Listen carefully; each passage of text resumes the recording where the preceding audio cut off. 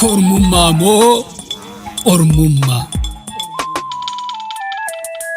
Bulloo koo, xiilloo koo, bifa keessan malee dhiigni keessan tokko. Kormummaaf moo ormummaaf wal jifattu? Moonaa tokko bahaa maaliif wal hifattu?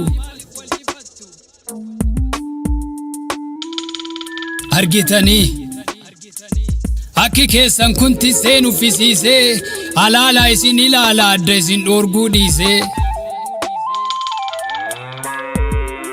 Dhugaa qabaam har'a dhoorgamtanis boru kibbee buutu, kibba moggeessitanii qaaqaf dubbii fuutu, lafa songeessitanii boru beelan duutu. Gurraaleen isin ilaalaa maaliif bibirratu? Marga rooban mirge dheedee haa gabbatu. Bulloo koo, xiilloo koo, bifa keessan malee dhiigni keessan tokko.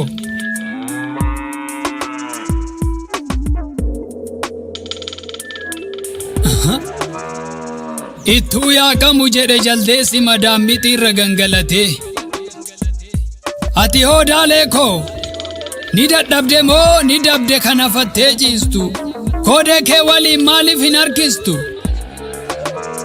Camadamaa qotaa, callaa gumbii guutaa, horaa moonaa guutaa, beela nurraa kutaa. Qottee xumuruu qabda haga feete dadhabdu, yoo kaasai okolee didde okkoteen diddu. Bulloo koo, xiilloo koo, bifa keessan malee dhiigni keessan tokko.